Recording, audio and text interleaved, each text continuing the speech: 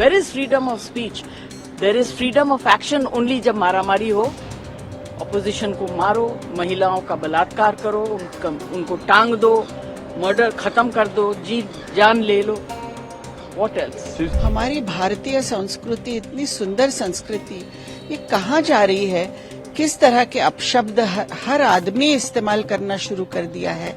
Ma'am, Kunal Kamra को लेकर जिस तरीके की बात सामने आ रही है, जहाँ पे उन्होंने शूट किया था एक कॉमेडी, वहाँ पे पूरी तरीके से उसे ध्वस्त कर दिया गया, तोड़फोड़ कर दिया। ये तो आप लोग करिए, you are all from media. अगर इस तरह से बोलने के ऊपर पाबंदी लग जाएगी तो आप लोगों का क्या होगा? ऐसे ही आप लोगों की हालत खराब है।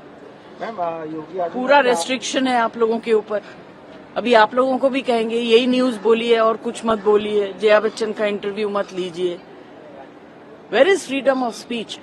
There is freedom of action only जब मारामारी हो, ऑपोजिशन को मारो, महिलाओं का बलात्कार करो, उनको टांग दो, मर्डर खत्म कर दो, जी जान ले लो। What else? शिवसेना के नेता कह रहे हैं कुणाल कामरा ने उनके नेता का अपमान किया, एकनाथ शिंदे का अपमान किया। अरे आप लोग, आपकी जो पार्टी थी, रियल पार्टी, उसको छोड़ के आप लोग अपने सत्ता के उसमें दूसरी पार्टी में आ गए। वो अपमान नहीं हुआ? वो बाला साहब का अपमान नहीं है? मुझे इस बात की का बहुत अफसोस हो रहा है कि हमारी भारतीय संस्कृति इतनी सुंदर संस्कृति, ये कहाँ जा रही है? किस तरह के अपशब्द हर आदमी इस्तेमाल करना शुरू कर दिया है।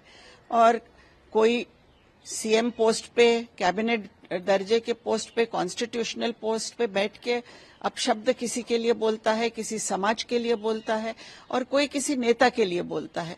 मुझे लगता है हर इस एक्शन की निंदा होनी चाहिए और ये बंद होना चाहिए, क्योंकि भारतीय संस्कृति प्रेम और भाईचारे पे टिकी हुई है, सभ्यता पे टिकी हुई है।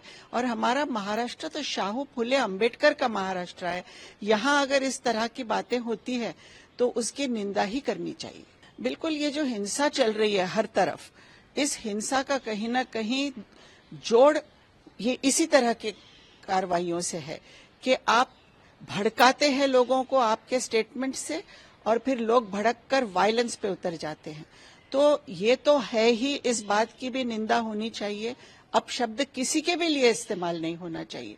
अगर वो राज्य के उप मुख्यमंत्री के लिए हो रहे हैं तो कोई अच्छी बात नहीं है, लेकिन और भी लोगों ने, मुख्यमंत्रियों ने, कैबिनेट मंत्रियों ने ऐसे ऐसे स्टेटमेंट्स किए हैं जिसकी भी निंदा की जानी चाहिए। जैसे घर में घुस के मारेंगे, जैसे कटमुल्ले, ये शब्द भी तो बुरे हैं। तो क्या गरीब आदमी को बोलने पे गुनाह नहीं होगा और बड़े आदमी को बोलने पर गुनाह दाखिल होगा? ये हमारा प्रश्न है। हाँ, सारा ऑपोजिशन इसमें एक है।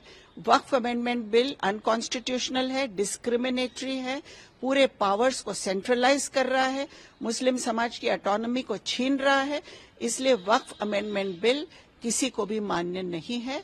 इसका अपोजिशन पूरा, सभी इंडिया अलायंस के पार्टनर्स इसको अपोज करेंगे। बहुत बुरी बात है कि अगर हमारी न्याय व्यवस्था का ये हाल है तो फिर भारतीय संस्कृति का क्या हाल होगा? भारतीयों को न्याय कहाँ से मिलेगा?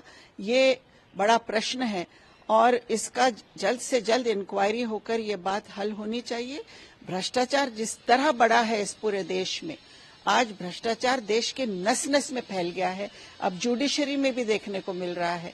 तो ये हमारे देश के लिए बहुत ही बुरा है और हमारे देश को ये पूरी तरह इसके जड़ों को खत्म करने वाला एक विषय है। भ्रष्टाचार ये समाप्त होना आवश्यक है। बिल तो आएगा ही, अगर गवर्नमेंट चाहेगी तो बिल तो सदन में आएगा ही। जब बिल आएगा तो देखेंगे क्या है बिल में असल।